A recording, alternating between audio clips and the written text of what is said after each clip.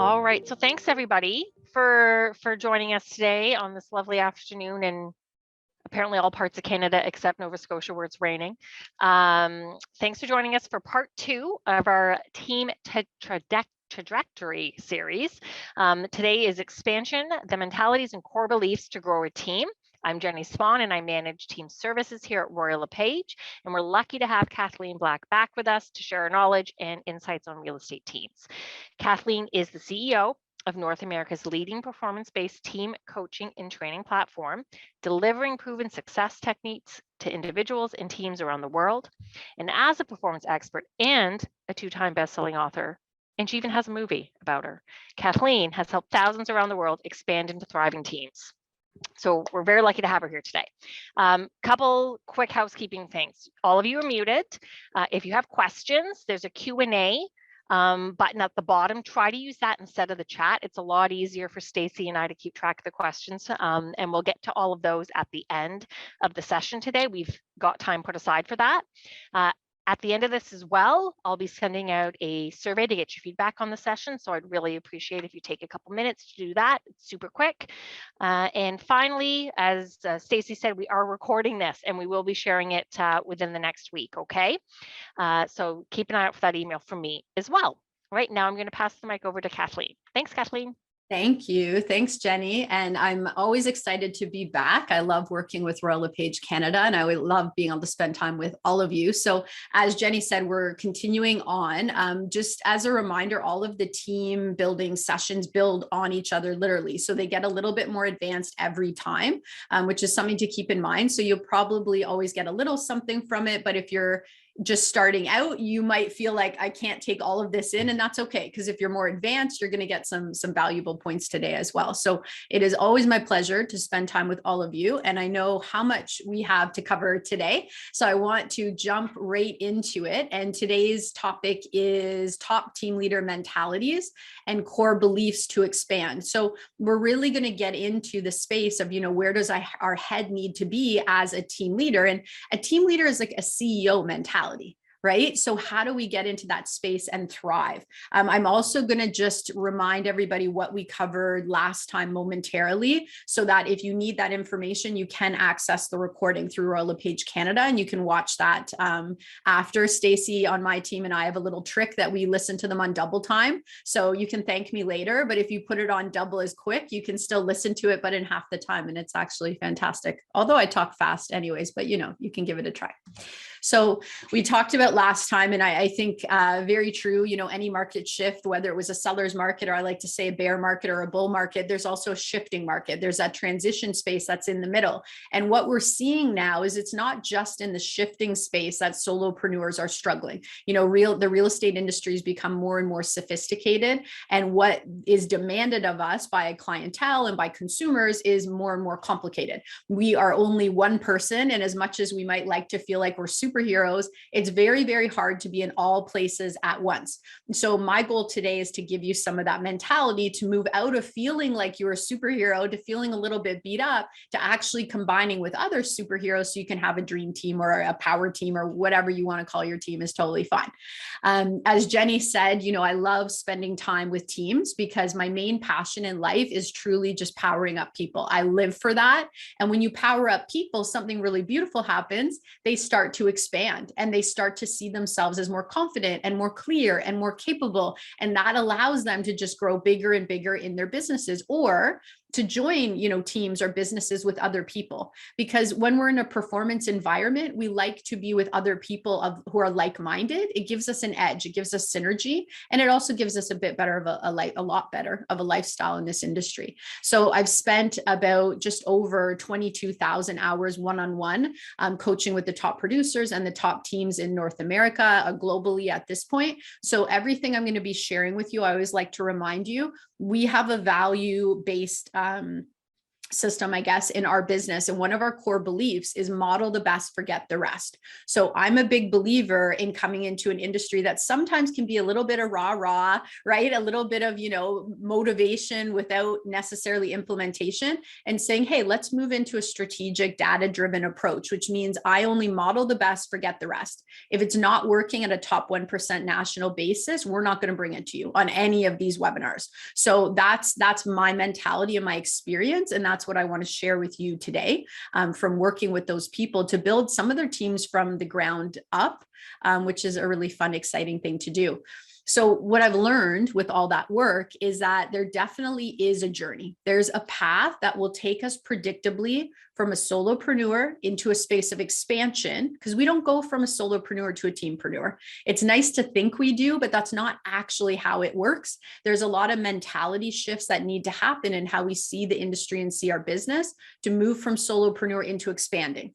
And expanding is more the area we talked about a little bit last webinar, which is where we start to get really clear on, what we need to leverage to other people, perhaps hire an unlicensed administrator, get a custom job description, really start to lay the foundation for our business so we can move into teampreneur and recruit and do all those fun next stages. We know year after year how important it is to be transparent. I'm a big person on results. So every single year we publish our results. We publish and celebrate, not publish, we celebrate our client family. So we know these tools are predictably going to give you results if you implement them in your business, which I think is important for me to let you know, but you can go on our website and see all that fun stuff for yourselves. So last webinar, we talked about this. We talked about thinking of starting a team, get clarity and confidence you need to start, grow, and thrive. So I just want to do a little bit of a quick review because we did get some feedback. Some of you had a few questions, and I wanted to make sure that I definitely addressed those and helped you with some resources. And Jenny and Kelly have been so kind to connect me with that. So first, let's get our true north. What our mission is when it comes to team building is to help ensure leaders get the confidence and clarity they need in order to implement the systems that will give them the most efficient, productive, and profitable businesses worldwide in the team space and real estate. That is our mission. So everything that we bring is to help you with that. Once you build that, then we get to the really fun part where we start to look to, combine with other people's genius and look for the gifts in others. And it's a beautiful space, but we'll talk about that more in our third webinar, which is performance culture. So we also discussed the 7 steps that we use in order to start leveraging and hire somebody to help in our business. So we talked about job descriptions. I was recommending, and I still am, that you take the templates. I know Royal LePage, there's some different resources and we have some examples. Take the template and really make sure you customize it to your business. It's going to help you immensely. We talked about advertising for hiring, online interview, which is a step to help you sift and sort, 24-hour test, phone interview, and face-to-face interviews, and finally making an offer or having an agreement, contract, whatever you'd like to call it, to bring the person on into your business who's going to assist you. We were specifically talking about hiring, not recruitment on that last webinar, just to clarify. So these are our 7 steps that we use to have a predictable hiring system to attract talented people and to retain them. We also discussed that shift from a top producer to a team leader. And we're going to talk about that a little bit more today, what that shift feels like and some of the things that you should look for in order to do it successfully, because it certainly is different. The job description of a team leader is very different than the job description of a top producer, and how a top producer wins is not the same as how a team leader wins. So I'm not going to jump back into that today, but if you want more, go to webinar 1 in order to get the recording, go to the recording for webinar 1 and you will get all that information. So some of you had some questions. You wanted to know how to do better interviews. You wanted to know how to construct the job descriptions, how to make offers, how to work with the ads when you're hiring. And those are really important questions. So Kelly, Jenny, myself, and Stacy kind of said, how can we give you some extra resources to make sure that you're really well prepared to expand and hire somebody to help you? So in front of you right now, what you see is the ultimate expansion strategy. So this is a strategy or the path that I've worked with top producers to expand them out into mega teams, essentially. So these are the exact steps we take. this also happens to be the steps that I break down one chapter in the book, The Top 1% Life, which you can kind of see it right there. So that book is designed to take you from solopreneur into the expansion phase. Okay. So I want you to know that step 5 has an entire chapter within that book. So you can download the ebook right now completely for free. There's absolutely no catch. There's no charge, nothing like that. You can download it and go to, I think it's chapter 6, 8, I don't know, but go to it is entitled Get the Help You and Your Clients Can Rely On. And you'll have a whole chapter outlining exactly what I went over in those 7 steps of leverage. So take a second. You can use your phone camera. Of course, we all know QR codes now, right? In the last couple of years. And you can get a free download of the ebook. If you prefer to buy one, you can get it anywhere books are sold online. You can buy it on our website. It's available all over the place. But if you want a free e-copy, just grab it there. And you can read the chapter on hiring, no problem. It will help with all of those questions. So I hope that is of assistance. So as a reminder, as we're doing all of this, not having a system is going to stop you from either building a team, or you're going to get a team that does not do what you want it to do, which might sound like a little thing, but if you've been in a business that's chaotic, that has issues all the time, it's really hard to deal with. The stress levels can be really massive. So I want to let everybody know one of the specialties that I work with leaders is I help highly successful people move from chaos into calm. Because most people are successful, they know they're going to be more successful, right? So it's like, how can they expand in a way that gives them a better lifestyle as they're building a business? And this is the key to that. It's having systems and processes that are going to help you as you grow. Really, really important. So today is about the mentalities when we're building as team leaders. So I want to start by going over the 5 myths that we hear most commonly when it comes to team creation, team expansion, just so we can all be on the same page. We can all have the same mindset. So first, the myth that I hear a lot is that teams take too much time and money to develop. And I think in some ways this is completely a myth, because the whole purpose of building out a strong systematic business, or an efficient business, whichever word you resonate with, is to give you more time. It's to get much more done in less time. It's to increase your level of client service. Now, that being said, some aspects of building a team take a little bit of time, right? It took me 10 years to build a team where I can be away for 6 weeks at a time. It did not happen in year 1, but you're building towards something that's going to deliver you a return that's important to you. So the function of a team is to provide more time and money with less expense and less effort put in by the team leader. In fact, when done properly, effectively, and systematically, creating and running a team is highly profitable, and it frees up time for all your team members, not just you. I'm a big believer that, when you build a team and you do it right, it should benefit everybody. The teams where it's more what's going to benefit just the team leader often do not move into the performance culture space. It's really important to not just have leverage for you as a team leader if you're building, but also have a vision that you're casting for leverage for your team members as well. The second myth that we have in the team space is that we have a career in real estate, which is an interesting one, right? Because I talk about moving from solopreneur to teampreneur, but really often we're in technically that self-employed mindset, self-employed space.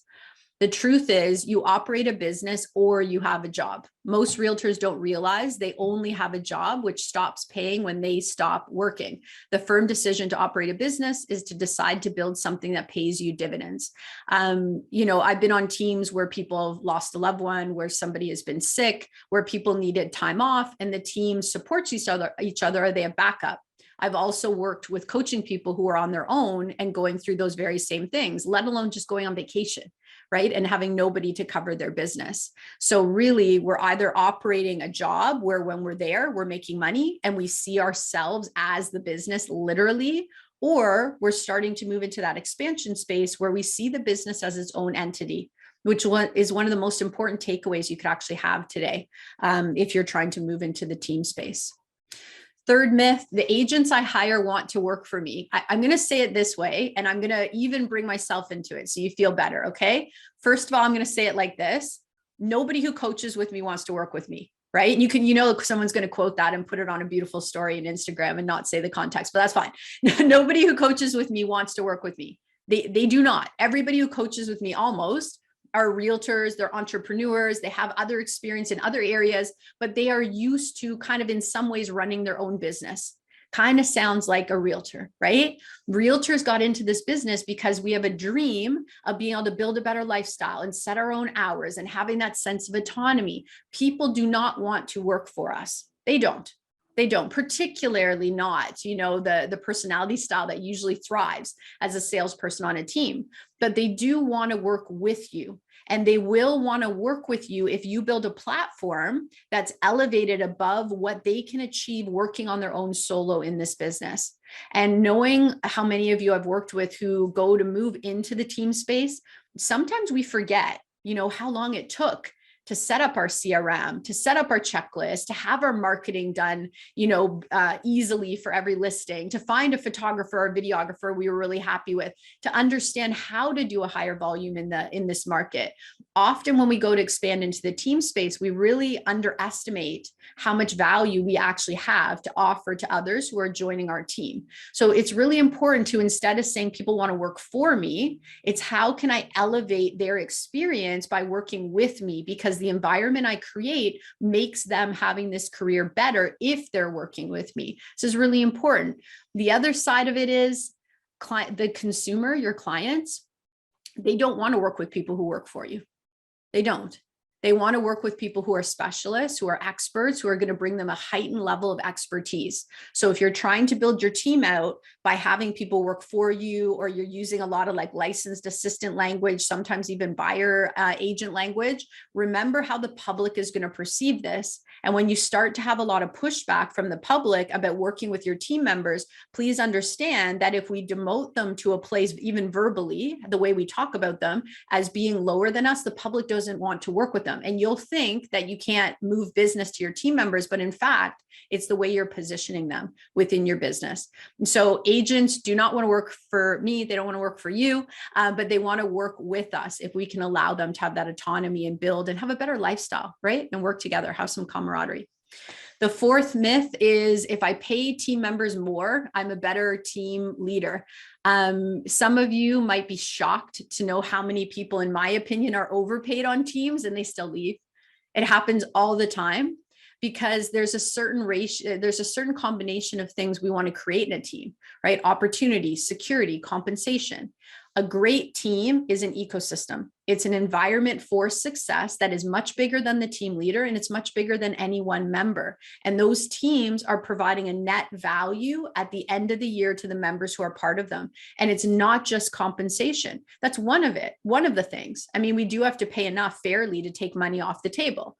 When people are worried about making enough to live, they're not focused on, what they could achieve. They're in a place of scarcity and stress, and it's really hard on our team members. So there's a lot that we can do in the performance space, and we'll talk about that in webinar 4. But the truth is, the team leader's purpose is to offer value, not offer the best split. Value is communicated in the terms of systems, support, and abundance of leads, appointments, education and training, and of course, opportunities for growth. Net money means that your agents buy into the bigger picture of more leads, more deals, more support, and more systems, ultimately leading to much more money for all. And if you come to any of our events like Ultimate Team Summit, that's where we have a lot of fun with some of the advanced sides of this. And I'll tell you, there are 6 factors that are most correlated with our high performance expansion teams. And the interesting thing, and when you hear this surface level, some people confuse it, but the interesting thing is, of our top high volume, like high unit sale teams across the country, they, for the majority of the cases, are actually paying on the lowest split or the lowest flat fees, but their agents are selling exponentially more. So people hear it and they're like, well, the team's taking the money. They're not, paying their agents properly. It's like, no, they're investing to make sure that their agents have the opportunities they need to have security and to make great money and have a great lifestyle. So it's not just what you're paying people. There's a whole bunch of different factors we need to consider here that are really, really important. And the 5th myth is that all teams are profitable. I've probably seen, I don't know, like thousands of books now, like budgets and profit and loss and all that kind of fun stuff. And it's just simply not true. A lot of teams are not profitable. A lot of teams have team leaders floating the team with their production almost completely. A lot of team leaders are shocked when they've built a beautiful business and helped multiple team members, be very successful. And now they're like, well, I want to be a team leader. I don't want to sell anymore, but I can't afford the shift. Right? Or if I'm not selling, the business all of a sudden isn't profitable because the equation I was told for profitability is based on just kind of, water cooler talk in real estate, which happens a lot, instead of how businesses are actually assessed and how we actually do the profit and loss to figure out profitability, which is important because you're building a team. So it's not as much in today's talk, but there's something called an economic model. And an economic model is basically saying, how much do I need to reinvest in the business? How much do I need to spend on marketing, on salaries? How much do I need to pay agents on my team who are going to support and work with my buyers and sellers? That's called cost of sale. What percentage of profit should I have at the end of the year? And this isn't only important for teams. This is really important for solopreneurs and partnerships as well, because they're the most likely to underinvest back in their business, right? Because they're in that space where they're seeing what they make as their earnings. I made 250,000. My business made 250,000. Whereas when you're in the team space or the business owner space, you take that gross and you take off the expenses. You're like, this is what we made net. And then afterwards, this is what we have profit, right? So it's a completely different conversation. So we need to make sure that we're considering what the team member gets paid, what the team leader gets paid. You've got an important job as a team leader. And if you're not getting paid for it, it might be really hard to win as a team leader, and what the profits are for sustainable business. Okay. So there's a lot of myths. I probably could have 20, or if I recorded it over a year, maybe I could have hundreds of them. I don't know. But the truth at the end of the day are, the visionaries that are propelling our industry forward in the team space, they're very entrepreneurial, which is a beautiful thing to see, right? The modern elite agent is an entrepreneur, they're a business owner, they're a visionary, because you cannot be a leader without a vision. You cannot. And we're going to talk about that a little bit more today. I always say you can manage the present, but you create the future by having a vision and knowing where you're going. So it's an exciting time to be in the industry. It's a more sophisticated industry, but as team leaders, there's a lot we can do to leverage to help other agents, right? To make it easier for them to build their real estate business than it was for us, which is a really rewarding thing to do as a leader. So let's jump into the strategy a little bit, and then I'm going to give you some specific tools. Please, again, if you have questions, I know sometimes I can talk fast. I'll try to slow down. Please put your questions right into Q&A because we will have time at the end. So strategically, we know the percentage of people that actually do what it takes to build top teams are very few and far between. To have access, to have the ultimate in success and freedom, you must build a world-class team. You need it. You need those people around you. The problem is that 99% of people wait for it. They think this business is just going to show up. The top 1% are constantly creating the future into reality. This is really, really important. And I try to impress upon people all the time. You think that, it's like a statistic. So it's really hard to get into the top 1%. The way I look at it is 99% of agents are not willing to do what the people in the top 1% are doing to build their business or to build their businesses or to build their team. It's accessible to everybody, but it's not taken as often as it could be. And I'm hoping that kind of coming to webinars like this, you're like, hey, if I built differently, I would have the same abilities to expand or to have a more organized, more calm team as some of the people that you probably look up to across Royal LePage Canada, because you have fantastic teams and leaders. So you need that strategy to expand, right? And you're seeing this slide again for an important reason, because it's going to take you down a predictable path that's going to give you a safety net as you build, which is so important. Okay. So again, if you got the free download of the book, you have a chapter on every single one of these steps, but I'm just going to go over them briefly. So the first thing is your bullseye. You need to know what you want, right? You need to know what you want in all areas of life and be crystal clear, because if you don't, you're not going to know what to say yes to and what to say no to. And often we need to say no to things, or other people are going to recruit you because they know what they want. It's very, very important to have a North Star. All leaders have a vision and they are working to make decisions to create that vision into reality, right? They also need to communicate that vision to their team. How are you going to have a strategic plan without a vision? You can't. And your strategic plan is the way you align people. And all the strategic plan means is, here's what we're trying to achieve this year. How do we get an alignment with our admin or a marketing coordinator, or maybe an agent if you already have one, right? Step 2 is where we have that really important shift. Again, from solopreneur into expansion to move towards an actual team. And then there's actually a 4th step, but I don't include it here, which is organizational. That's when you're bigger than a team mentality. Step 3 is really, really fun, because that's where we get addicted to leverage. And addicted is the right word. It's a beautiful thing when you have a strong team around you and you can get so much more done than you ever could on your own. It's just like you feel like you're flying, like you can just take on projects that are so much bigger than you, that allow you to attract other powerful people, because powerful people want to do work that they could never achieve on their own. It's kind of cool, right? Powerful people want to do work that they could never achieve on their own. That's why they're attracted to teams. So we want to understand how to leverage. Step 4 is where we get some minimum standards. Step 4 is where we protect your brand, we protect your business, and we protect your clientele experience, which is really, really key. Step 5 is hiring. That's the chapter I'm recommending you read. Step 6 is avoiding all the common, very, very common mistakes that cost us a lot of money in team building. I just want to get you ahead of that. And step 7 is creating a performance culture, which again, webinar 3 will be all about performance culture. And step 8 is synergy. That's the 6 factors that allow us to have those massive expansion teams and how they play into each other. So that's where I get to have lots and lots of fun, because I love to play in that space. But you've got to go through step 1 to step 2 to step 3, like sequentially, in order to get to step 8. You don't just overnight say, I'm going to build a team and it's going to be super synergistic and high performance. You need to build the foundation before you go up, or else bad things happen. We'll just leave it at that. Things that you don't want to happen will happen. So what are some of the obstacles? One, if you don't know what to expect when you're in the business building space, you can confuse obstacles for roadblocks, and they're not the same thing, right? So we all know that there's that mentality of like, well, it didn't happen, it wasn't meant to be.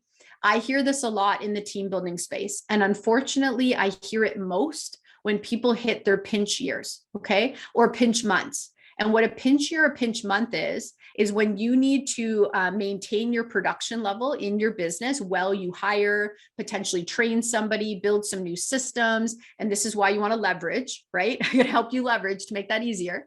It's also going to happen when you first recruit other agents, because you probably don't have an onboarding program or something like that. So think of it this way. It's like when you're in an airplane and turbulence is coming, how much research have they done to say, when you get on the loudspeaker and you say, we're going to have turbulence, everything is fine, we're expecting it for 10 to 15 minutes, people relax, right? When you're on the budget airline and they don't seem to be paying attention and they don't tell you turbulence is coming and the whole plane is shaking like crazy, you're like, are we going to die? Like, why is nobody saying anything? And the anxiety levels for the people on the plane go through the roof. Like if they could get off the plane, they probably would. This is very similar. When you go to build your team, you are going to hit some turbulence. You are. So you just want to expect it. But if you know what to expect, or you have like a Sherpa walking with you, a guide with you, or a coach, it's going to be a lot easier, because with my clients, I prepare them. Like, listen, you're going to have a couple months and here's what we need to do. Here's your options to leverage it off, so it's not going to hurt as much. But if you can stay with me and we can get these pieces in place, I promise you, once we get through that 3 months, you are going to have a relief with time. And you can either use half of it to be with your family, your friends, do whatever you want. You can use half of it to do extra business. So you're making money within 3 to 6 months of hiring an administrator, for example, or you could use all of it in your business, or all of it at home, whatever you want. But all of a sudden now that person building the team is like, oh, okay, like it was supposed to be hard. It's okay. Like I can lean into the hard. The hard is what makes it great, right? I can lean into that. So I want you to really think about, when you're growing, where you're likely to have pinch months or pinch years. And I want you to lean into them and think about the fact that they are going to pay you back tenfold.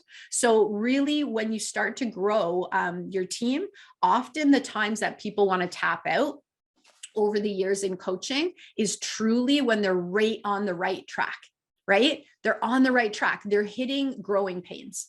And they'll come like, something's wrong. It's too hard. This is what's happening. I'm like, okay, do you have this system in place? Have you done this hire? Which is the second part of this. If you go to recruit or hire an admin and you're hitting a lot of difficulties, I want you to ask yourself, am I putting step-by-step systems or processes in place that are going to relieve my time in the future? Am I building myself a plan that's going to make this step right now, hiring, easier the next time? If you are hitting a lot of turbulence in your business and you're trying to expand and your head is like, yeah, no, we're not building any checklists. We're not building any systems. Our CRM is not organized. I do not have any onboarding for any of these people. Then you are not in a healthy pinch year or pinch month situation. You're in a situation where you need resources, where it can get messy really, really fast, and you can start to lose clients because you're going to be in a place of overwhelm. So I want you to have clarity on that. There's a difference between getting in the pinch years where it's hard because you're building out the foundation so you can go up, versus you're unorganized and you're in chaos and you could burn out or you could lose clients. That's a really different place that I want you to have awareness about overall. So beautiful statement for those of us who are systems and efficiency people. Structure equals freedom. Structure equals freedom. And everything that we usually are told in real estate initially, or we think about it, is the opposite of this. It's like, no, I don't want to be tied down to a desk. And I don't, I just want to be able to do what I'm doing. When we're looking to build out, again, efficient, productive, profitable businesses, structure is everything. Structure is what's going to give you all of the freedom back later on and allow you to keep your stress levels lower and have a really organized workplace where people can work together and they're not asking you all day long, how do I do this? What do I do? All that kind of fun stuff, right? The definition we're working with for high performance team is this: an interdependent, stable, role-defined group of individuals who share responsibility, mutual trust, and values, while creating a strong leadership and clear focus on a common goal. This is a high-performance team definition.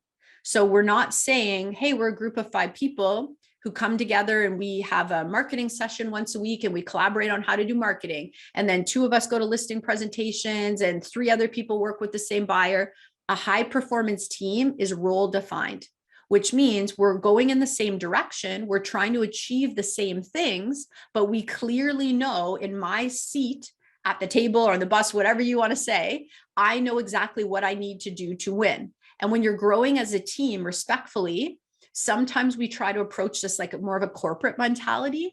And a corporate mentality is like, okay, well, everyone has to report to me. And if it's, too overwhelming or they need help, I'm just going to take it on. I'm going to get this done. In a high performance team, you're much more entrepreneurial, which I love. So you're in a space where you're not a massive organization. You're not a corporation, which means you need to empower the people in the different positions on your team to know what they're supposed to do, how they win, and give them the autonomy to do it. Right? Really, really key. I feel like I've said it a lot this week, but Stacey Green was on here at the beginning of our session. She's our director of operations. When we have a win in operations, that is Stacey's department. That is her win. We all celebrate, but that's her win, right? And we have Madison in the marketing department. The buck stops at Madison in the marketing department. They're not coming to me and having me do that work with them. That's their business within the business. And if I win in my department, they win in their departments, we all win together. The minute that we're all doing the same work and overlapping, you're not in high performance zone. Okay. So it's role defined, and trust and values are very, very key. And we will talk about mission, vision, values, and guiding principles in webinar 3 as well. So what do we need in our toolbox? Like, what do we need to get clarity so that we know when we're going into these pinch months or years that we're actually in the right place? So I want to give you some models or ways to think about and approach your business that I know are really, really going to help you. Okay. So first, start off with actually writing down what you want.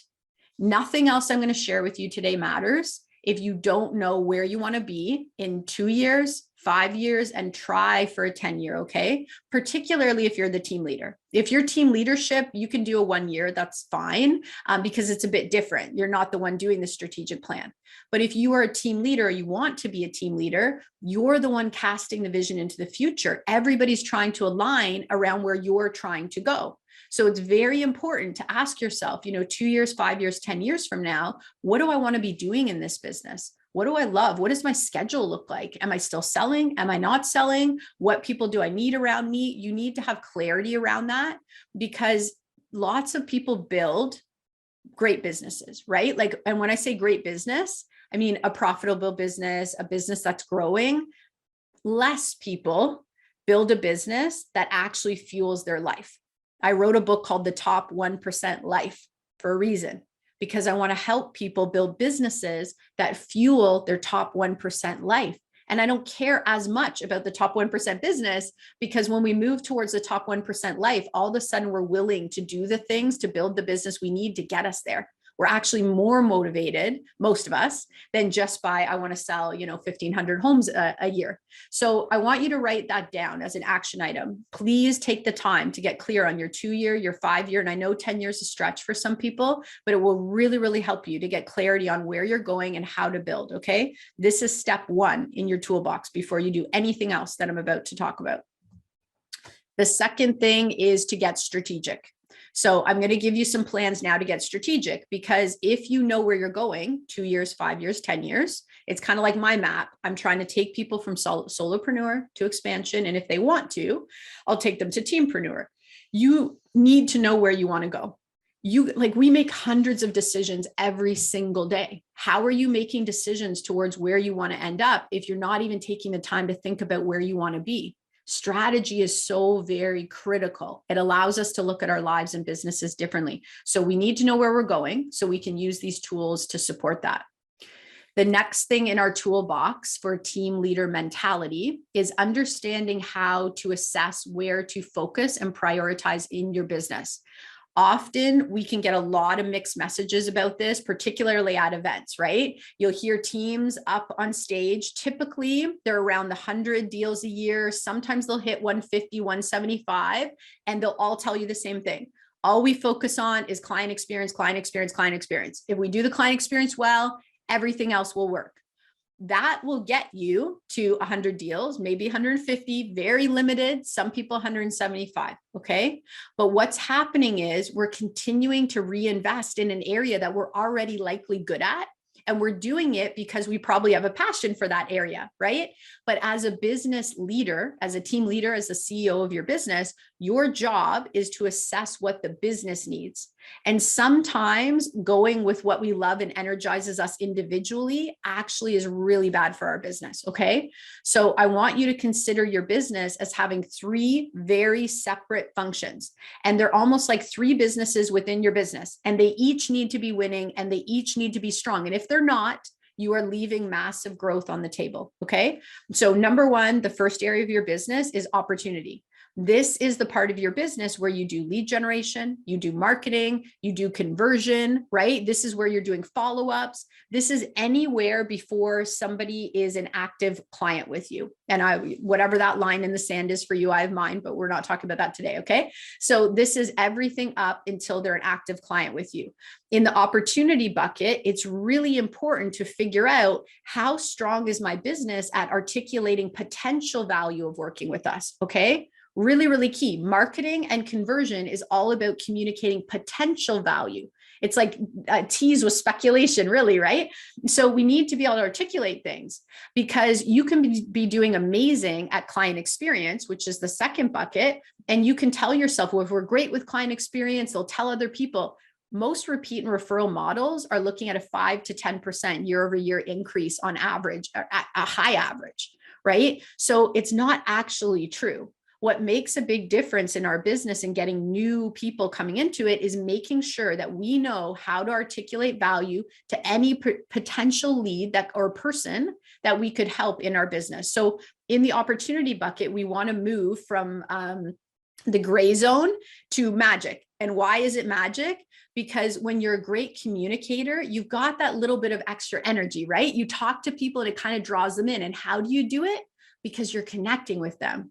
You're listening to them. You're asking questions. Your full focus is on what are they saying and what's important to them. You're like a little Inspector Gadget, right? You're just listening to all the things about this person. And that allows you to offer something back that is a much higher value to that potential person.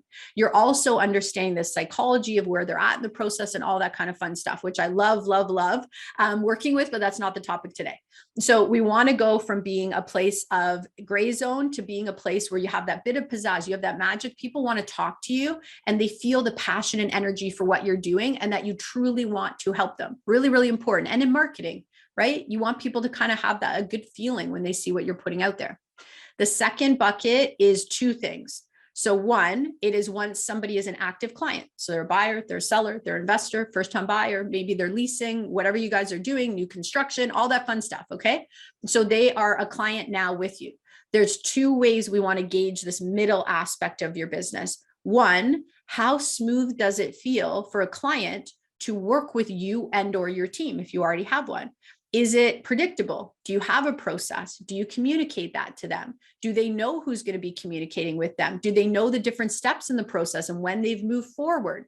Or are they micromanaging you? Are they calling you all the time? Are they annoyed because different people are reaching out and they don't know who they are, right? How safe and consistent and smooth does your process feel for them? So it's not creating stress, because when you create stress and risk, people micromanage you. And it's not fun as agents because you can only have 2 clients micromanaging you. You can probably have 15 when they're not. So our bandwidth is greatly reduced. We want to make sure we make it very smooth. The other thing you want to consider in the second area of your business is how smooth is it for team members to work with your process? Do I know if I, throw the ball to the mortgage broker, for example, that they're going to get back to me with a certain period of time? Or do I need to make sure I call them again? And if I forget, it gets dropped. And now that buyer didn't hear from me, right? How smooth is it for a client to go through our process A to Z? And how smooth is it for team members to interact with each other? Do we know what each other are doing? Do we know what we need to do? How clear is that? Okay. So that's the experience bucket. The experience bucket is one that we push back on a lot because it's where we need to go from vague to specific. Okay. So bucket number 1, you want to go from the gray zone to that bit of magic, that pizzazz, right? Bucket number 2, experience. You want to go from vague to precise as possible, documented. This is where we do our standard operating procedures. This is where we create our checklist. This is where we document everything. This is where we really use our CRMs, which are our best friends, right? Love them so much. And the third area of our business is community, which is when you have your past clients, your friends and family, your influencers. This is where you're doing client events or whatever you're doing within the community. And the biggest thing in that third area is differentiate, differentiate, differentiate. We all know the statistics, right? A year after purchasing a house or listing a house, I think it's 84% or over 80% of people have forgotten the name of their agent. Within 18 months, it's around the same for the brokerage. So they're not naturally remembering us. We need to reach out. So there's so much more that goes into this analysis. But what I want you to do is just take a quick minute and give yourself a score out of 10 for each one of these sections. So remember, opportunities, marketing, lead generation, conversion, right? And you want to go from gray zone to that bit of magic. Area number 2 is experience for your clients as well as your team working with each other. How smooth is that? And you want to go from vague to precise. I want to be crystal clear who's doing what and when. Okay. And the third area is community, which is our past clients, friends, family, community endeavors, events, all that good stuff. And you want to differentiate, differentiate, differentiate, which means they're thinking of you. They know you're in real estate. They hear from you. They're going to go to you if they need something. So, and it means you have a center of influence system as well. Okay. So I want you just to give yourself a score out of 10 on each of these, because the biggest mistake that team leaders make is continually investing in an area that is already their top strength because they love it and they're passionate about it, which is great, but it is taking down the rest of the business. You want to look at which area you had the lowest score in. This is very important. Which area did you have the lowest score in? And then if we were business planning together, I'd say, okay, great. So first quarter, what do we need to get done? Second quarter, what do we need to get done? because we don't want to overwhelm our team and we don't want to overwhelm ourselves. I'm a big believer in having a winning culture, which means I don't want my team to think it's normal that, we're supposed to be focused on the opportunity section, but we haven't done anything and we've gotten busy and we were supposed to do 100 deals, but we did 20. Like, you don't want to teach your team that your culture is losing or not thriving or that you don't have accountability, right? So really important to say, I don't need to do all things in my business. I need to hyper prioritize. So I'm going to take the area where I have the lowest score and I'm going to make a strategic plan just around that for the rest of 2022 or 2023. And then the year after, I do it again. And some people do this quarterly, right? That's fine. But if you do it once a year, that's still fantastic. You're still way, way ahead. So what am I saying? I want you to focus on your weakest link. So you're 100% bringing it up and improving it so you can scale and expand your team. The other thing I want you to have in your toolbox is a vision of your current makeup of your team, like an organizational chart or who's on the team and what do they do.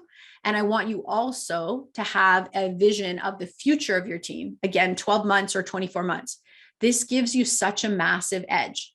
If you know what you're trying to build, again, you're going to start to prepare before those new people come or that new marketing program you're going to invest in. You start to make all these small decisions in alignment with where you're going.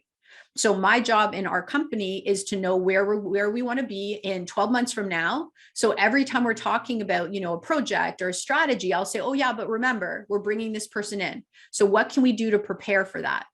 Another hack that I use at this stage really often with team leaders and myself in my business is asking yourself if you had, and this is on purpose, okay? If you had 1,000 times more clients, and you can use 100 if you're like, Kathleen, you're insane, not 1,000. I use 1,000. All right. So if you had 1,000 times more clients than you had right now, or more leads, whatever works for you, okay, than you had right now, would the way you're doing this system or process that you're about to update still work? You can't do this to your whole business at once. But if you're focused on the opportunity section and you're redoing your CRM plans for new leads or follow-ups so that your team members, had accountability and it wasn't smoke and mirrors and you could support them. If you were doing that type of an update, I want you to write it down and ask yourself and ask the team, if we had 100 times more leads or 1,000 times more leads, 100 times more deals, would this approach work? Why do I want you to do that? Because why are you going to put something in place and take all the time to make changes in your business that are already capping you before you get started? If you make changes that are going to work at 100 times the business or 1,000 times the business, you are ensuring yourself that you're building to scale. It's really, really, really important. It's a little hack. It goes a long way. It's paid me back exponentially in my business and in my clients. That's for sure. You also want to know where to focus. So we've talked about how to prioritize. We've talked about where we're envisioning when we're making decisions, which is the future, right? Not today, the future. And I want you to know where to focus on as a team leader.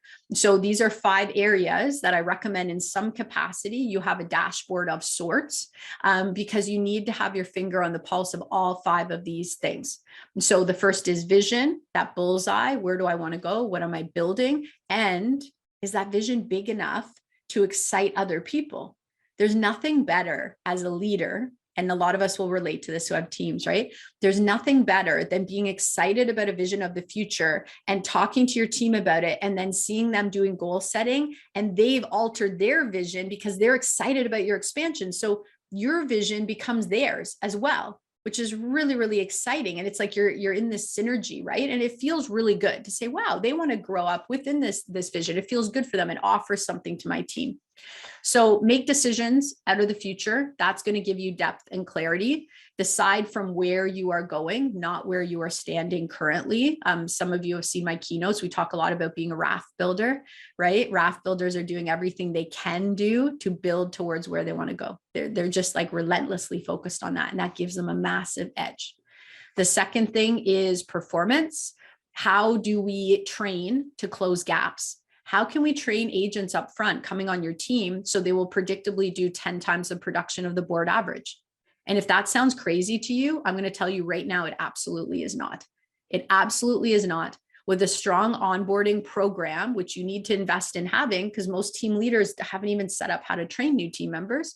With a strong onboarding program, you can train brand new agents to be as strong or stronger than the average agent 20 years in the business. And I don't say that to be offensive. I say it because I've done it repeatedly, and it's 100% possible. So performance is going to be related to the environment you create, right? The environment always wins. There's some outliers, but the environment always wins. If the environment doesn't hold us accountable, if it doesn't inspire us, if it doesn't show us a vision of what's possible, we're going to go down lower than what our potential is.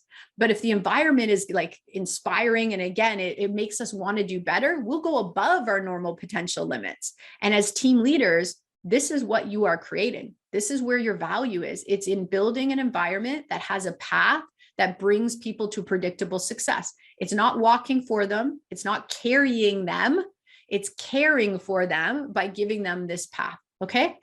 Third area we want to focus on is opportunity lead generation. How many opportunities are coming into the business? How many do we need if we're recruiting? What type of model do we want to have for this? And that is what we just looked at. How do we look at the 3 sections of our business and hyper prioritize? Okay. Leverage and expansion is our 4th area, which is so fun because this is where we're hiring and recruiting. And this is where we're like, okay, I know where the business is going to be 12 months, 24 months from now. So I'm looking for talent in advance. I know the people I'm going to need in those positions. So this is so exciting because you're envisioning who you're bringing in, who you're going to attract, and how you're going to get them up and running as quick as possible, which will have you tweaking things far in advance. Please, when you're hiring and recruiting, remember, average is the enemy of excellence. Average is the enemy of excellence. We dilute our environments. We dilute our performance environments with excuses and blaming and low energy and all of these things, right? And toxicity and enablement and all that kind of stuff. That's the enemy of a performance environment. A performance environment is something that you have to take care of and be very careful with, because if you bring in average mentality, I'm not saying people, average mentality into a performance environment, they will drag the whole team down. So your job is to be the guardian of who you bring in and who stays there to ensure the culture stays strong, and you're adding to performance, not taking away from it. Okay. And the 5th area is return on investment data.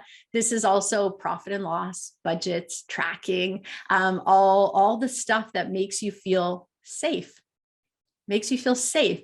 And I'm saying that way on purpose, because when we say profit and loss and budget and tracking, a lot of team leaders or people growing teams are like, oh my gosh, I don't want to look at that. But this is where you get to take educated risks. Okay. If you know how to set up your business and where you should be investing what and how much you should be paying people, and you start tracking everything, now you can get really curious about the areas that will give you a predictable return. I call them the multiplier effect. Okay. So our focus with our teams is to make sure that they're 16% higher in profitability than the average team model in our market, let alone in North America. So when we're helping a team build and you're seeing them sometimes like, how are they expanding so quickly? It's because we understand the factors that actually propel a performance team. So we set them up in the beginning to make sure they have the money to reinvest in the business to get to that place. So webinar 4, we will be talking about this, and it'll be a fun conversation. We'll talk about the economic model, how we pay team members, all that great stuff.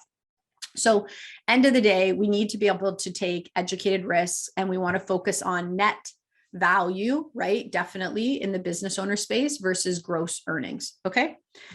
So the other thing in our toolbox as team leaders is I gave you guys the warning about doing pinch years or pinch months without laying the foundation. If your business feels really hard, but you're not building something in the business, I'm not talking about, hey, I did 10 extra listings. That's awesome. We're super excited about it. But if you're in pinch months and you're doing more and more transactions, your client service is reducing. I don't care how good you are. I don't care if you're like, Kathleen, if I do it myself, I'm way better. That's great. Even you at your best doing double the business in a month when you're trying to hire somebody or you're trying to build a team is reducing your client experience. And on top of it, you're getting busier and busier, which means you have less time to build that foundation. That's what's going to deliver you the structure and the peace and the calm and the lifestyle that you actually started building a team to have, right? So we want to keep our eye on the goal. What do we need to have during those pinch months? Even if we need to leverage people to help us to build the foundation so we don't get stuck. because it feels really, really unfair when you get busier and busier and you're like, okay, now I really need those things. It's like, well, yeah, we talked about doing them a year and a half ago because now you have no time and your pinch year is going to feel extra, extra painful, but such is life. So we want to try to get ahead of these things. So some of the core systems you need a hiring system, right? You need a standard operating procedure for what the person, your administrator, is going to do. You need to have onboarding. You need to know how to compensate your team members, economic model, all these things that we've been talking about already, last webinar and this webinar. But you need to know what is going to lay that foundation for you. Okay. So with a typical team model, again, you need to sell 16% more homes to have equal footing with teams who have built smart in your own area using our systems.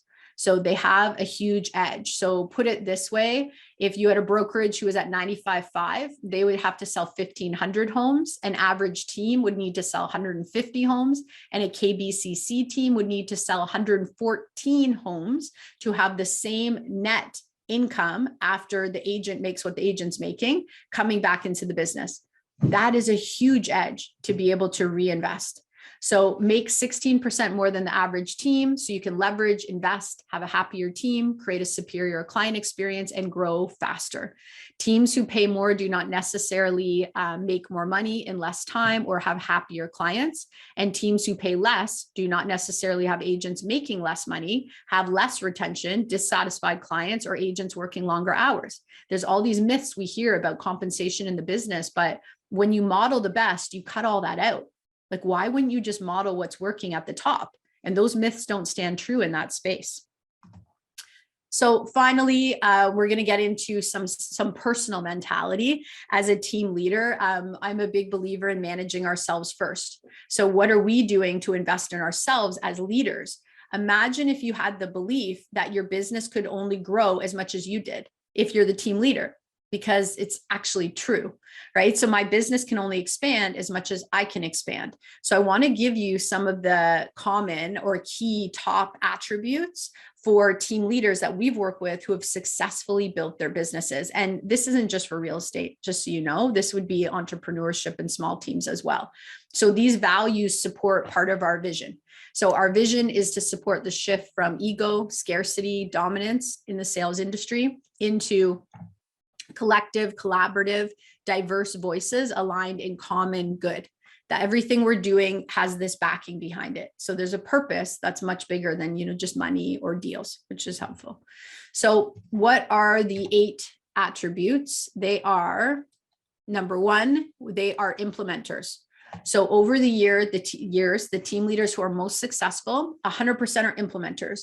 So they're not, trying to recreate the wheel. They're investing in systems and processes, and they're implementing them. They're getting them working, and then they tweak them to make them better. Okay. Which gives them a much quicker advancement space because they have the path. They know what they need to do. So they're not afraid to try things out. They're implementers. When you're trying something out, you have to be willing to show up messy and imperfect, right? Like right now I'm trying out TikTok. My TikTok looks ridiculous because to me, I'm like, we're testing. Like this is where we have fun. You have to be willing to show up imperfectly in order to grow. That's part of it. If you want to build a team, you're not going to be able to stay in that perfectionist space. The second thing is they're very strategic. They know where they're going and they are very intentional about what they act on and what results they're looking to get. Okay. So the team leaders in that space are not just saying, hey, I want to take action or I want to recruit. They're saying, where do I want to go? And what type of return am I looking to build? So they're very strategic. Third, they're very loyal. We've noticed over the years that the top teams and team leaders are very, very loyal. They're loyal to the people that work with them. They're loyal to their service providers. Like they really build deep, long-term relationships, which is an inspiring aspect for sure. They're testing and tracking so that they can do those multiplier effects, right? All of a sudden, if hey, wait a minute, like I could double this marketing budget in this certain area because we're consistently converting at this rate. Now I can double up on that and look to expand the business. And it's an educated risk. It's not an outright risk. So it's super fun.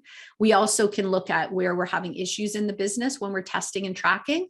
So those team leaders are less likely to spend months losing money because of weaknesses in the business they're not aware of. They're going to know about it a lot quicker so they can do training and make changes. They definitely have a growth mindset. And a growth mindset is the understanding that we get better at things when we practice. We get better at things when we learn, and being uncomfortable is a big part of expansion. Those of us who remember, our first hire, it was probably very, very uncomfortable, right?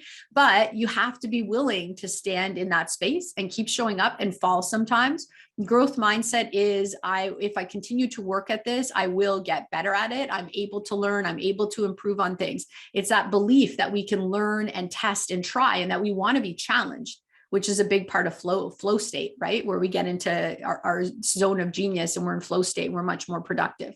So growth mindset is very important for production, because if we don't have a growth mindset, we're telling ourselves, I want to be perfect. Right? I only want to do the things I'm already good at. I only want to let people watch me when I know I'm going to excel. Growth mindset's willing to get messy. Like, they'll get in the sandbox, they'll test things a little bit, and they're okay with that because it allows them to expand, right? They are committed and persistent. This is a really, really big one. When I look back over the years, the people who have built beautiful teams and cultures, like not just the team leaders, they never said like, well, what if it doesn't work? Like, okay, we're going to do it and we're going to keep doing it until it works. And they were persistent. It wasn't a matter of if, it was a matter of when. And that creates a lot of confidence, and it creates a lot of positivity in your team when you have that mindset, because those leaders feel really consistent and they feel really reliable. They're like, here's our values. We're always going to act within them, but we're going to get to the point where we're building this and we're going to figure it out. We're going to keep investing in it till we get there. Whereas I find a lot of other people might try it and then they hit some mental, like mentality blocks where they tell themselves, other people can't do this as well as me or whatever it is, and they tap out. So this is why I said you need to have somebody with you getting on the loudspeaker when you're going to have turbulence, because you need to know when to lean in. And sometimes you need somebody to give you a little push to be a bit more committed and persistent, because it's a big part of business building. 7, they are risk takers, not outright risk takers, but educated risk takers, because they're testing and tracking. Like the teams that I've worked with to have 2000% growth, it is all reliant on testing and tracking. From the outside, it looks really dangerous and risky, and like we're making massive investments. From the inside, it is very strategic. Okay. So having these facets that you have to choose to build or not is what's going to get you to an organized, like calmer team. And finally, the reciprocal, which is a beautiful thing, right? Because how do we make money? We make money by giving value to the community. We make money by value exchange. So if we know more and we can offer more, that would presuppose that we would make more money. So it's interesting to watch that the most successful team leaders are very cautious of being reciprocal. They want to give to their teams give to them. They want to give to the communities. They're very in tune with that value exchange around them, which is a beautiful thing that happens with team leaders as we move out of that ego, competitive, dog eats dog world space, and we get in our own lane, which is a beautiful thing. When we can get in our own lane and say, this is what I want to build, and I'm not looking at the competition, I'm not looking sideways, because if I am, I'm not focused on my own journey, and stay focused on what you're building as a team. That's a really, really abundant space that you can grow quickly from. Whereas when you're watching the competition, you're leaking all your energy, which is another topic for another day. Okay. So I know we are covering a lot, but I want to give you, kind of the overview of the things you need to think about. I'm trying to get on the loudspeaker for you to say, hey, you're going to need some of this stuff, right? So just take it from where you're at. This is a full report on the top 10 key mentalities that not just team leaders, top producers exhibit when we've been working with them over the years. So feel free, if you want to get a download of that, go for it. And also, if you're looking at how to leverage, you want to be able to do the exercise where you take everything that you do in a day or in a week and you record it down. So the benefits of the Genius method is that it gives you the ability to see with crystal clear clarity what you need to leverage off, where you're not really leveraging, but you're telling yourself you are. So you're micromanaging and you're creating yes people, versus where you need to step in to the areas that make you more money, build you more energy. These are all the benefits of understanding this method. So we're not just leveraging anything off every single quarter, we're going back through the same exercise to say, hey, where do I need to step more and more into in my business? And it kind of conditions you to be okay with doing that, which is great. So you don't feel bad about saying, hey, like, I don't have time anymore to do something that used to be really important for me to do in the team. Like, I had a conversation with a team leader a couple of days ago. He was a top listing agent for the team, big team, highly successful in BC. And he said, I can't do listings anymore. Like, the business has grown. The team is now, triple the size of what it was. Yes, that used to be a core facet of what I did with the team. Like, I was a strong listing agent. We do a lot of listings. It allowed us to feel safe. But now, in order to get to our next vision, I can't continue to be the listing agent, which is interesting, right? Because some people might hear that and say, but that's what you're good at. Like, you're getting the security for the business by doing listings.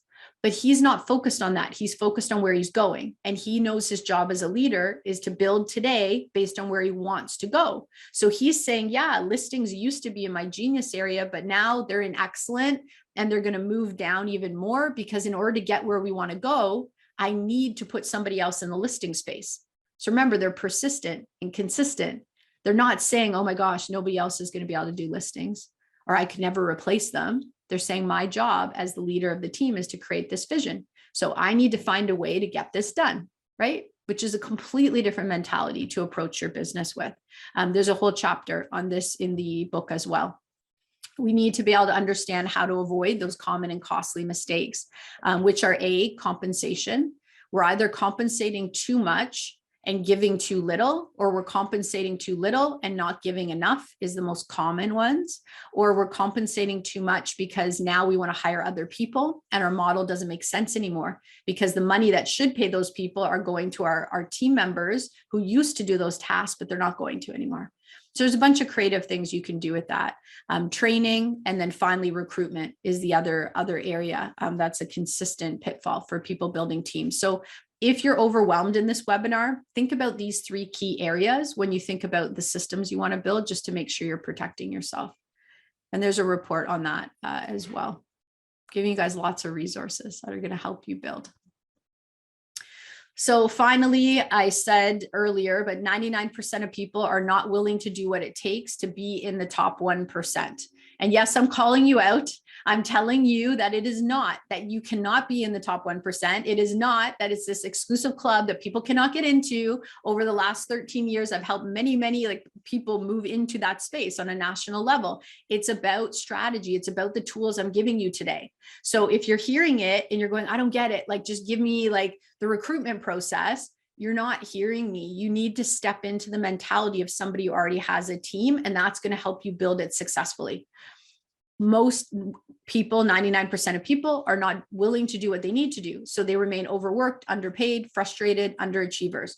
Model the best, forget the rest. The yellow line is modeling the best.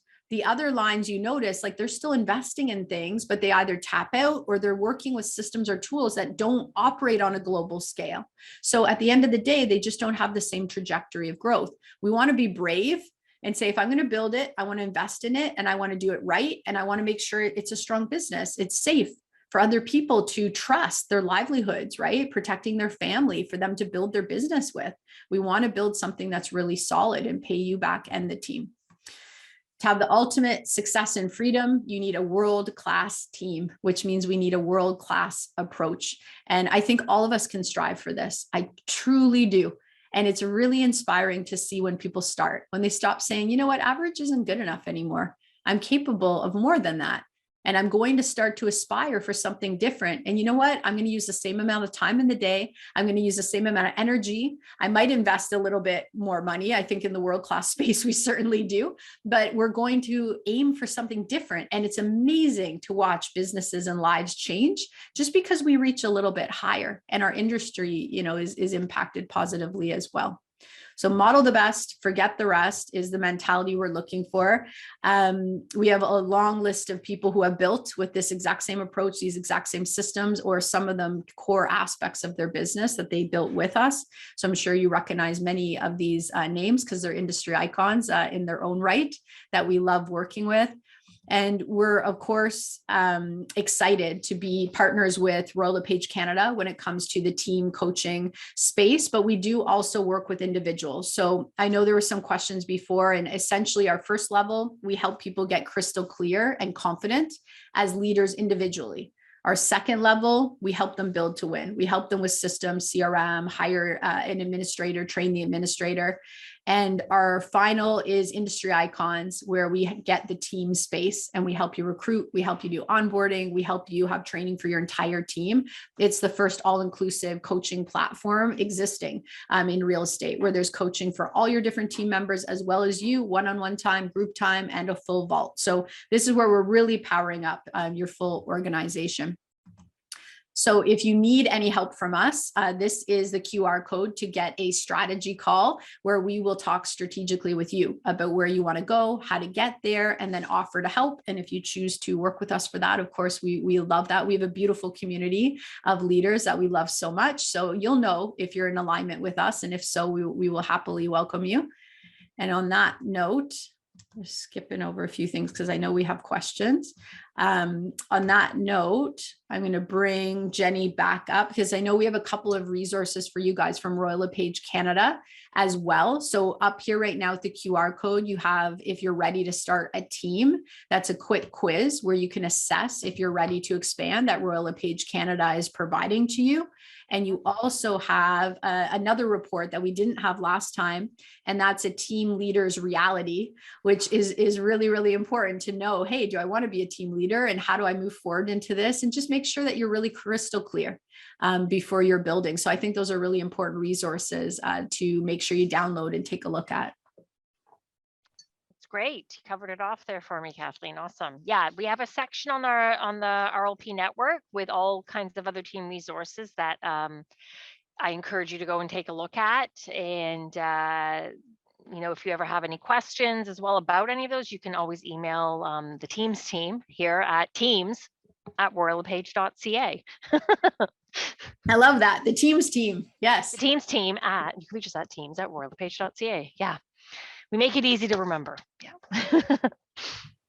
All right, thanks. So we're going to go over to the Q&A now. So populate those questions in there, everyone. I'm going to take a quick look at the chat just because I see 5 up there. Oh, that's just the sharing of the things. Okay, perfect. So we have one question from Trudy, and she says, what if you've already started a mini team and missed a number of the steps in the process? How do we get back a strategic process to move forward? Yeah, it's such a great question, and you can do it anytime. I mean, really, it's like, I think I talked about this last time. It's like having an investor client and you know they want to put an apartment in the basement, and you're looking at homes. They're like, oh, but this one's a little bit nicer, and the other house we saw before was a 70s basement. It's like, you're ripping it out. It doesn't matter, right? So my point in saying this is not to scare you. If you're building from scratch and the basement is clear, yeah, it's easier for sure to build that way, you know, because you're doing it custom and everything's fresh. That being said, I mean, for our company, this is what we specialize in. So if somebody has an existing team, we never say like start being disruptive and make massive changes. When you have a team, you need to be more strategic about what you want to do. So the first step is, you know, where are you at? Where do you want to go? Having somebody help you identify the pieces you might have missed and prioritize them, and then start to put a strategic plan in place, or you can do this on your own, right? Put a strategic plan in place of, hey, we're going to focus on this in first quarter and this in second quarter. But I've seen people, unfortunately, sometimes take the innovation approach, which is more the West mentality, versus the Kaizen approach, which is more the East mentality. And the innovation approach is like, wipe it out, right? I let my whole team go. I'm starting from scratch. I'm super frustrated. And they don't really know yet if that was the right decision. They just know that they were so overwhelmed and it was so chaotic. I'm a much bigger believer in, okay, wait, where do we want to go? Kaizen is small daily improvements. So when we have a business and people around us, we're responsible, right? They're within our environment. So it's really important to kind of look at, okay, if we're going to make changes in the business that impact the team members directly, how can we go into a space of their perception and look at how we can do it in a way that truly benefits them. And magical things happen when you start to ask yourself questions like that. You know, these shifts I want to have in the business, like what could we do so they would legitimately be beneficial to my team members as well? What would we need to put in place? And I know it might sound kind of off, but I mean, we've had strategies like that where we've needed to move entire teams over to completely different split levels because there was no way the team leader could sell less given the way they had set up compensation. So we didn't do it across the board. It was very strategic. There were certain levels we kept. There were certain ones we changed. We had opportunities to have other leads or appointments or transactions that came with this. So it was something that we did up front and delicately moved. So I'd say there's no issue if you're there. Now that you're aware of it, I would focus on what those steps are and start putting them in place and just build stronger, because the longer you build without them, the more chaotic it'll eventually get. So now would be the time to do it. I know that's long-winded, but I wanted to answer you fully. Yeah. It's never too late to start, right? No, It's just because you've already started doesn't mean you can't kick off a new process and take it from a different angle. So that's great. Yeah. One other question from Darren. He said, do you feel it's important to have been part of a team before starting your own team? That's a loaded question, because yes. I think it depends what type of team you were on. I mean, not all teams are created equal, right? So I mean, yes and no. I've had people build teams because they were on teams and they did not like the culture. They did not like the chaos. They felt that they were being given absolutely nothing on the team. And that was actually their impetus to create a team, because like, I want something different and better. And therefore they invested in doing that. Has every single person I've helped build a team been on a team? Absolutely not. Are some of those people incredible team leaders? Yes, for sure. So it's not a requirement. No, but you can learn a lot if you have been on a team, what you liked, what you didn't like in terms of how the team leader managed you, right? Oh, sure. The next question is actually for me. So Ryan is having issues with the quiz link. So I did have a couple people with this problem last time. You need, because it's through the RLP network, Ryan, you need to be logged in to the RLP network. But sometimes some of you have a secondary Google account. So you can have a profile in Google Chrome. And if you're logged into your personal Google Chrome profile, it won't open. So you need to make sure that you're in your royallepage.ca profile, which is also Google, and then you should be able to get it. All right. Awesome. Perfect. Okay. And I'm going to pop over to the questions. Let's see. Okay, so Eduardo wanted to know about the coaching options and prices. You know what? I will put a link in the chat to the page on the RLP network that goes over that. And there's contact information there as well, again, to get in touch with somebody on Kathleen's team. And then somebody else, anonymous, said, do you have a model of lead distribution to a team and model of money distribution from and to team members? Yeah, absolutely. Okay. So we create a custom compensation strategy, and we've done so for many of the top Royal LePage teams, particularly and over the years, right? So there's about 50 to 60 things that we consider that we need from you. Don't get me wrong, it's not hard on your process, but we go from there and we create a full compensation strategy for you. And it will depend on if you already have a team. If you're starting a team, it's easier because we just create it from scratch. And then we help you feed that into a team member agreement, confidentiality, non-solicit, the whole deal. So when we're preparing for recruitment, this is exactly what we do. We make sure before we ever recruit, we know exactly how we're going to compensate team members. We know exactly, how to be transparent about what's their job, what's our job, what happens if we break up and life isn't good and you're leaving. Please take my advice and come to terms on that at the beginning when everybody's happy. It's much, much easier to do. So we do all of that before we even recruit. Or if a team already is in existence, then we still do it maybe for new recruits, or we create a strategy from there to grandfather or bring new people on. But the team member agreements are really important as well, because that's where all the details are. For the lead distribution, it depends on your team. I'm a high performance person, so I personally do not believe in the round robin unless you don't have the capacity to have somebody allocating. Like some of you might be on lead generation systems where they're doing the round robin for you. And maybe you don't have a team manager or a strong admin, or you don't have the capacity. So you need it done that way. Other teams have an inside sales department, for example, or a team manager. So we can be a little more in tune with who's at capacity, who's the right fit for what's coming in. And that usually is better on a bigger team. So I hope that answers it with lead distribution. The other factor would be training, who's like, tension is good. How do we create tension of like, okay, if you want these leads, you need to go through this training, because approaching them in this way is what gets you a return. So we also have that system in training in order to prepare team members. So when they get leads, you have a predictable return on investment.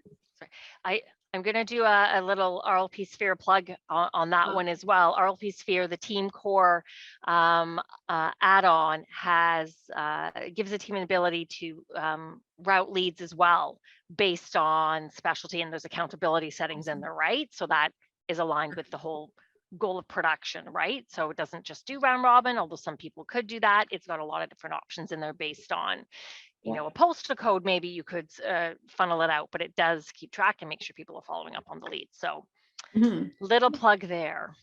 Yes. Well, that's fantastic. I didn't even, that's fantastic. See, in my team, I have it's one of the on coolest CRM. things in Sphere as far as I'm concerned. The lead routing stuff is pretty cool. So yeah, well, it's again, like the experts on our team, they help set up CRMs probably know that, but I don't do that particular piece anymore. I mean, I think the reason I ask these questions is, as team leaders, sometimes it's like we want to make sure we're fair and we're doing the right thing. And that's why the models I shared in this webinar, I can't emphasize how helpful they are, because as business owners and team leaders, like our job is to help the business be strong and successful, and the culture. So it's like, if we're, we're trying to do the right thing, but the business is suffering and the agents are making less, we want to raise the bar in the environment so that it works for everybody. Yeah, absolutely. Okay. And that's it for questions. So hopefully we got to everything. You can always email us in separately if something comes up to your brain a little bit later on. But thanks so much, everybody, for joining us. And thanks, Kathleen. That was great. Thank you. My pleasure. Thanks, everybody. Bye. Welcome.